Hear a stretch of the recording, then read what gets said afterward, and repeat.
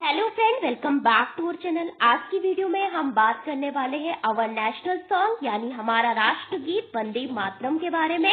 तो हम सभी जानते हैं कि इस साल जो वंदे मातरम नाम से हमारा जो राष्ट्रगीत है, जो कि बंकिम चंद्र चटर्जी के द्वारा लिखा गया है और बाद में वो उनके एक उपन्यास आनंद मठ में प्रकाशित होता है, उसके आपके 150 साल आपके पूरे हो गए हैं और हम इस अवसर पे उसकी 150वीं एनिवर्सरी सेलिब्रेट कर रहे हैं। उसकी 150वीं वर्षगांठ इस साल मना रहे हैं, जो कि आपकी 7 नवंबर से 2025 से आपकी शुरू हो गई है हमारे नेशनल सॉन्ग की। तो नेशनल सॉन्ग का हमारी जो आजादी है, हमारा जो स्वतंत्रता संग्राम है, उसमें क्या योगदान रहा। हमारे बहुत से फ्रीडम फाइटर जो स्वतंत्रता सेनानी थे, उनको प्रेरित करने में इस गीत की महत्वपूर्ण योगदान रही है, इस गीत की महत्वपूर्ण इम्पोर्टेंस रही है। उन लोगों में राष्ट्रवाद की जो भावना थी, उसको जगाने में इस गीत ने एक महत्वपूर्ण योगदान दिया है।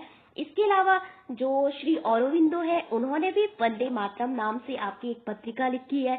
इसके अलावा आपने देखा होगा हाल ही में रिपब्लिक डे की जो थीम थी, वो भी आपकी वंदे मातरम पे आधारित थी। और बहुत सारे जो स्टेट है, जो राज्य है, खास करके पश्चिम बंगाल, जो कि हमारे स्वतंत्रता संग्राम का केंद्र रहा है, जहां से आपने देखा होगा बंगाल से हमारे बहुत सारे स्वतंत्रता जो संग्राम के जो नायक थे वहीं से निकले, चाहे वो राजा राम मोहन रॉय हो, चाहे वो आपके श्री औरोबिंदो हो, स्वामी विवेकानंद हो, और वैज्ञानिक आपके जगदीश चंद्र बोस हो, इसके अलावा सुभाष चंद्र बोस है। बहुत सारे लोग आपके बंगाल से ही बिलोंग करते हैं। तो बंगाल जो कि स्वतंत्रता संग्राम का योगदान रहा, तो वही की जो झांकी थी वो आपकी इसकी इम्पोर्टेंस को दर्शाती थी कि स्वतंत्रता संग्राम में इसका क्या योगदान रहा वंदे मातरम। इसके अलावा हाल ही में आपने सुना होगा कि भारत सरकार ने एक अनाउंसमेंट की है, जहां पे आपका जो राष्ट्रगान है उससे पहले वंदे मातरम को गाना अनिवार्य कर दिया है। और चाहे वो बहुत सारे आपके सरकारी जो भी गवर्नमेंट जो कार्यक्रम होते हैं, आधिकारिक कार्यक्रम होते हैं, जैसे संवैधानिक पदों से रिलेटेड जितने भी आपके कार्यक्रम होते हैं, राष्ट्रपति राज्यपाल से संबंधित जो भी कार्यक्रम होते हैं, वहां पे इसको मैंडेटरी किया गया है। इसके अलावा जो स्कूल है, सरकारी ऑफिस है, वहां पे इसको मैंडेटरी किया गया है। और अब आपका राष्ट्रगान से पहले आपका राष्ट्रगीत गाया जाएगा, जिसमें आपका समय लगेगा कितना, 3 मिनट और 10 सेकेंड। और राष्ट्रगान गाने में कितना समय लगता था, आपका 52 सेकेंड लगता था।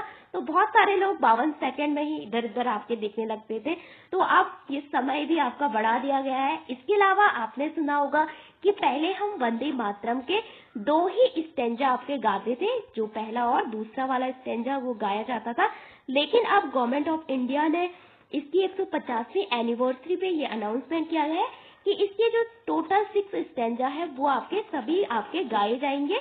और जिसमें बाद के जो स्टेंजा है वो बहुत सारी जो देवियां हैं हिंदू धर्म की, जैसे सरस्वती हो गई, आपकी लक्ष्मी हो गई, उनका उल्लेख इसमें किया गया है। देवी दुर्गा हो गई, उनका उल्लेख इसमें किया गया। तो बहुत सारे लोग इसको इस तरह से क्रिटिसाइज कर रहे थे कि ये हमारी जो सोशल हार्मनी है, जो सांप्रदायिक सौहार्द है, कहीं ना कहीं आपका उसको ब्रेक करता है। तो ये इस कारण से भी इसका बहुत सारा लोगों ने क्रिटिसाइज इसको किया था। तो जानेंगे वंदे मातरम के बारे में, इसकी हिस्ट्री के बारे में। और ये आपकी मिनिस्ट्री ऑफ कल्चर की वेबसाइट है, जहाँ पे आप पढ़ सकते हैं वंदे मातरम के बारे में, और बहुत सारे जो हमारे फ्रीडम फाइटर रहे हैं उनके बारे में, उनकी हिस्ट्री भी आप इसमें पढ़ सकते हैं। तो जानते हैं वंदे मातरम के बारे में कुछ इम्पोर्टेंट चीजें। तो वंदे मातरम 150 साल इसके पूरे हो गए और राष्ट्र को परिभाषित करने वाले गीत के 150 साल 1876 से आपके 2026 तक। जानते हैं इसके बारे में। तो सबसे पहले 1876 में इसको लिखा गया था, किसके द्वारा इसको लिखा गया था, तो वेस्ट बंगाल से रहने वाले थे कौन, बंकिम चंद्र चटर्जी ने इसको लिखा था।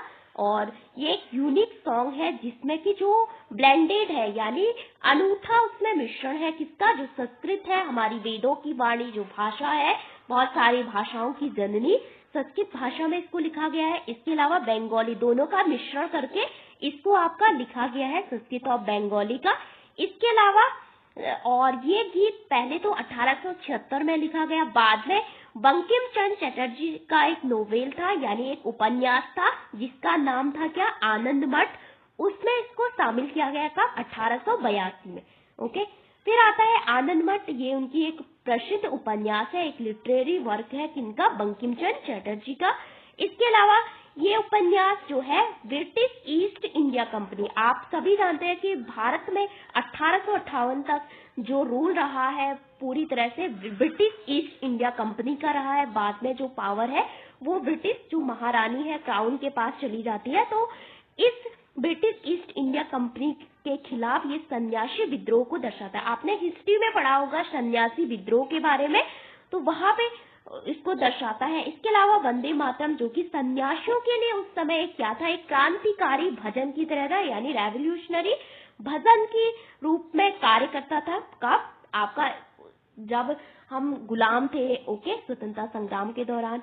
और यह मातृभूमि को एक शक्तिशाली देवी जो हमारी मातृभूमि है उसको एक गॉडेस की तरह वो प्रेजेंट करता है ये गीत, ओके, मातृभूमि को शक्तिशाली देवी के रूप में प्रतिष्ठित करता है। जैसे कि श्री औरोबिंदो जो कि मानते थे कि मातृभूमि जो है भारत जो है एक भूमि का टुकड़ा नहीं है, ना कि यहाँ बहुत सारे पहाड़ है, बहुत सारी नदियां हैं, झरने हैं, ये नहीं।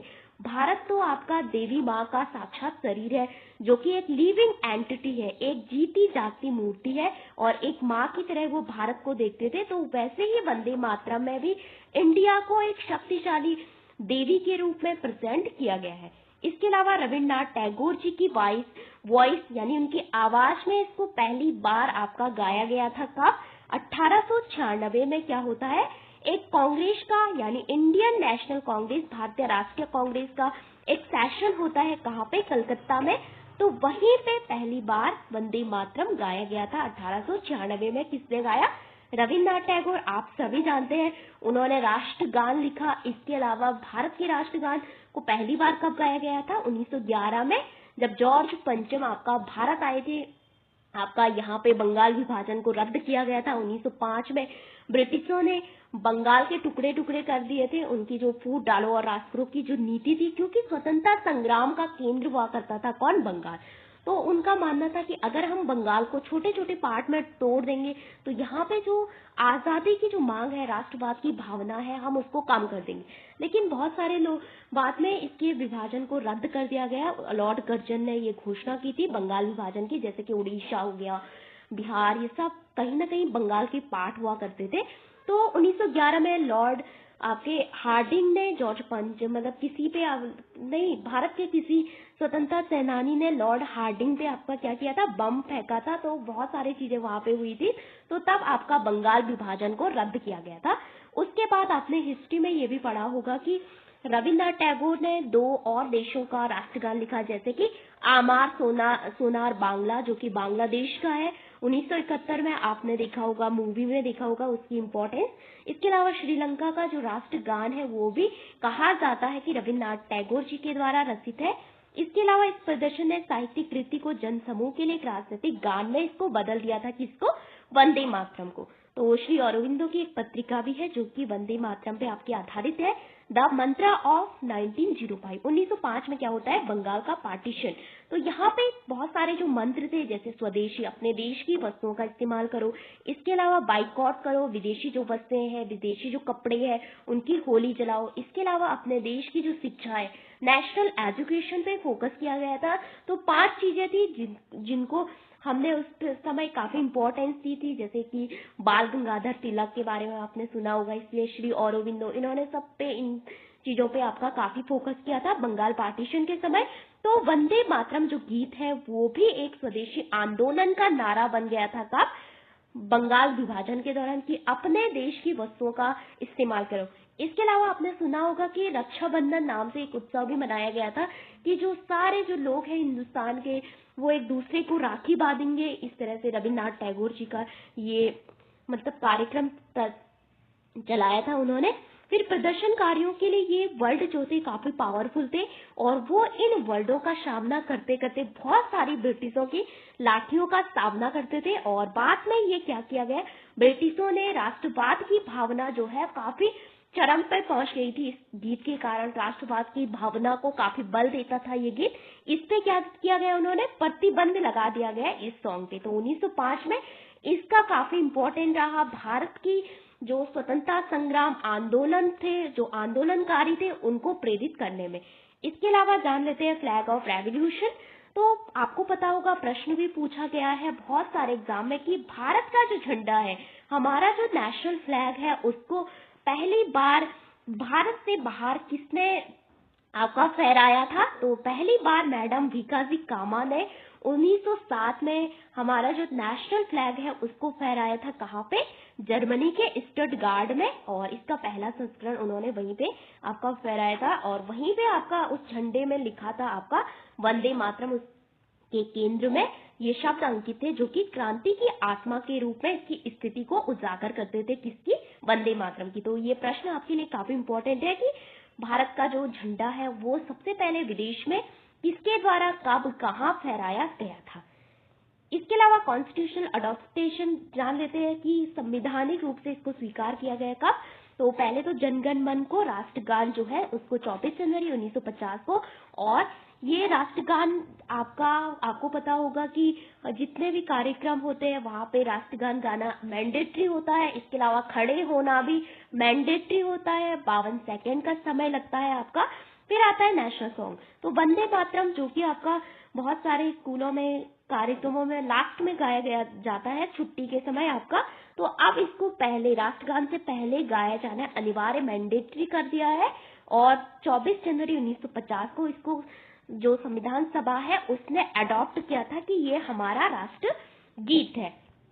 इसके अलावा डॉक्टर राजेंद्र प्रसाद आप सभी जानते हैं कि फर्स्ट प्रेसिडेंट ऑफ इंडिया 2 बार रहे हैं, तो भारत के राष्ट्रपति।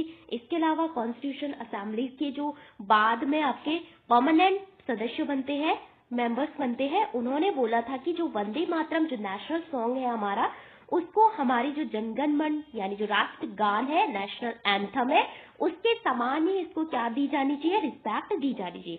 आप जानते हैं इसकी 150वीं एनिवर्सरी क्यों इम्पोर्टेंट है? तो ये झांकी आपको दिख रही होगी, महाराष्ट्र की है, आपकी वेस्ट बंगाल की है, ये सारी वंदे मातरम पे आपकी आधारित थी। इसके अलावा जो रिपब्लिक डे की जो आपकी थीम थी वो भी वंदे मातरम पे आधारित थी और रिपब्लिक डे पे इसको गाया गया था। और बहुत सारे देशों के लोग, लगभग 100+ जो विदेशों के जो लोग हैं वो NRI जो कि भारत के लोग विदेशों में रहते हैं आपके, उनके द्वारा वर्चुअली इसमें शामिल हुए थे। वर्चुअली इसको गाया गया था कब? रिपब्लिक डे के अवसर पे। और इसके अलावा भारतीय रिजर्व बैंक RBI ने 150 रुपये का एक कॉइन भी इसके ओकेजन में जारी किया गया है, इसको 150वीं एनिवर्सरी के रूप में। इसके अलावा डिजिटल पुनरुद्धार आपको पता होगा कि अभी हाल ही में भारत में AI इंडिया जो इम्पैक्ट समिट है वो आयोजन की गई, तो आपने सुनी हुई। तो कल हम AI जो समिट है उस पर वीडियो बनाएंगे। तो यहाँ पे भाषणी नाम से जो AI था वो काफी इम्पोर्टेंट है, जिसने बहुत सारी जो विदेशी भाषाएं हैं, बहुत सारी भारत की जो क्षेत्रीय भाषाएं हैं उसको ट्रांसलेट करने का काम करता है। इसके अलावा 1896 के जो बहुत सारे प्रदर्शन है वहां पे इनकी जो दुनिया भर में डिजिटल संग्रहालय में इनकी जो हेलोग्राफिक प्रदर्शनी है उसका भी आयोजन किया गया। और विश्व भर में काफी ट्रेंड रहा वंदे मातरम, #वंदे मातरम नाम से जो ट्विटर पे कैंपेन चलाया गया था, काफी बहुत सारे लोग इसमें जुड़े। इसके अलावा ये वंदे मातरम का जो पहला दूसरा स्टेंजा है जिसका मतलब होता है माता मैं तुम्हें प्रणाम करता हूँ, इस तरह से। और बाद के जो स्टेंजा है वो भी आपके इसमें जोड़े गए हैं। आप इसके टोटल 6 स्टेंजा है जिसमें समय काफी इंपॉर्टेंट है आपका 3 मिनट 10 सेकेंड। इसके अलावा इसकी टाइम लाइन देखें तो 1876 में उन्होंने रचना की थी, किसने? बंकिम चंद्र चटर्जी ने। 1882 में आनंद मठ उनके प्रसिद्ध उपन्यास यानी नोवेल में ये प्रकाशित हुआ था। इसके अलावा 1896 में INC का एक सेशन हुआ था, मतलब भारतीय राष्ट्रीय कांग्रेस का, कलकत्ता में। वहां पे इसको पहली बार आपका रविन्द्रनाथ टैगोर जी ने अपनी आवाज में, अपनी वॉइस में इसको गाया था। इसके अलावा 1905 में स्वदेशी आंदोलन का ये एक महत्वपूर्ण नारा बना। तो ये था आपका वंदे मातरम के बारे में। इसके अलावा कुछ और चीजें इसके जान लेते हैं। तो वंदे मातरम पे हाल ही पे आपने सुना होगा मिनिस्ट्री ऑफ होम ने ये आपका अनाउंसमेंट किया है, ये निर्देश मैंडेटरी किया है कि राष्ट्रगीत के दौरान भी आपको खड़े होना है। और बहुत सारे लोग तो आपका 52 सेकेंड भी आपके खाली मतलब खड़े नहीं रह रह पाते हैं और इधर उधर देखते रहते हैं। और जनगण मन से पहले बजेगा आपका वंदे मातरम। केंद्रीय गृह मंत्रालय ने इसकी गाइडलाइन आपकी जारी की है, ये इम्पोर्टेंट। इसके अलावा करंट अफेयर्स के पॉइंट ऑफ व्यू से क्या इम्पोर्टेंट है, तो इसकी 150वीं एनिवर्सरी इम्पोर्टेंट है। कब से शुरू हुई? 7 नवंबर 2025 से। इसके अलावा मैंडेटरी किया गया आपके स्कूल कॉलेज और जो भी इवेंट होते हैं, चाहे वो आपकी कॉन्स्टिट्यूशनल जो स्टेटस वाले जो संवैधानिक दर्जा वाले जो पद है, जैसे राष्ट्रपति, प्रेसिडेंट और गवर्नर का हो गया, वहां पे जो कार्यक्रम होते हैं, वहां पे रिपब्लिक डे की थीम भी इस पे आधारित थी। डिजिटल रूप से इसको काफी आपका वो मिला है, वंदे मातरम नाम से जो हैशटैग चला था। तो कंपोजिट किया था बंकिम चंद्र चटर्जी ने 1875-76 में। इसके अलावा फर्स्ट पब्लिश हुई थी आनंद मठ उपन्यास में 1882 में, और फर्स्ट टाइम इसको गाया गया था 1896 में कांग्रेस के अधिवेशन में। अडॉप्ट हुआ था नेशनल सॉन्ग के रूप में 24 जनवरी 1950 को। A symbol of India freedom struggle and unity, ये भारत की स्वतंत्रता संग्राम में एक महत्वपूर्ण सिंबल के रूप में इसने कार्य किया। बहुत सारे लोगों को प्रेरित किया, उनमें राष्ट्रवाद, नेशनलिज्म की भावना जगाने के रूप में कार्य किया। यूनिटी, देश की यूनिटी के लिए काफी इम्पोर्टेंट रोल प्ले करता है कौन? वंदे मातरम। इसके अलावा विस्तृत रूप से मैंने यहाँ पे दे दिया कि 150वीं एनिवर्सरी कब से शुरू हुई? 7 नवंबर 2025 से। प्राइम मिनिस्टर मोदी जी ने इसको जब इसका इनॉग्रेशन किया तो इन्होंने बोला कि ईयर ऑफ लॉन्ग सेलिब्रेशन, यानी ये एक मतलब पूरे वर्ष हम इसका सेलिब्रेशन करेंगे। इसके अलावा 7 नवंबर को अक्षय नवमी मार्किंग अक्षय नवमी के दिन से ये आपके शुरू हो चुका है। एंड इसके अलावा फुल वर्जन मैंडेट हो गया है आप होम मिनिस्ट्री की गाइडलाइन की तरह। 6 स्टैंजा है इसमें कुल, पहले 2 ही आपके गाए जाते थे। फिर है रिपब्लिक डे के अवसर पे इससे काफी हैशटैग ये चला था, तो काफी आपका इसको काफी बाउंस मिला। इसके अलावा हिस्ट्री की बात करें तो ये 1875-76 में बंकिम चंद्र चटर्जी ने लिखा था, और आनंद मठ में आपका प्रकाशित हुआ था 1882 में। पहली बार रविन्द्रनाथ टैगोर जी ने इसको गाया था इंडियन नेशनल कांग्रेस के कलकत्ता के सेशन में। एंड हिस्ट्री में इसकी इम्पोर्टेंस क्या रही हमने बात कर दी। और इसके अलावा नेशनलिज्म मूवमेंट में इम्पोर्टेंट रोल प्ले किया था एंटी पार्टीशन मूवमेंट, यानी जो बंगाल विभाजन को लेकर पार्टीशन था उसके विरोध में इसने कार्य किया। बहुत सारे लोग इसकी जो मतलब जो वंदे मातरम को गाते गाते आपके फांसी के फंदे पे चले जाते थे, जैसे भगत सिंह हो गए आपके क्रांतिकारी। इसके अलावा राजगुरु सुखदेव आपने सुना होगा। और इसके अलावा जो बाकी के जो स्टैंजा है आपके जो हिंदू गॉडेस यानी लाइक दुर्गा, काली, इनके रूप को, इनके जो इम्पोर्टेंस है उसको वर्णित करते हैं बाद के। और 1937 में ये भारतीय राष्ट्रीय कांग्रेस का अधिवेशन हुआ था, वहां पे नेहरू जी, गांधी जी, इन्होंने बोला था कि केवल हम 2 स्टैंजा ही इसके गाएंगे, बाकी के जो स्टैंजा है वो कहीं ना कहीं आपकी जो सोशल हार्मनी है, सामाजिक सौहार्द है। जैसे कि भारत तो एक धर्मनिरपेक्ष देश है, बहुत सारे धर्मों के लोग यहाँ पे रहते हैं। इसके अलावा भारत जो है आपके सभी धर्मों को एक समान रूप से देखा गया, तो इस कारण से उन्होंने बोला था हम इसके 2 ही स्टैंजा आपके गाएंगे, लेकिन अभी इसके सारे स्टैंजा आपके मैंडेटरी कर दिए गए हैं। तो ये था आपका symbol of India freedom struggle and unity, that is called Vande Mataram. तो वंदे मातरम के बारे में आज की वीडियो में हमने जाना। Thank you for watching this video.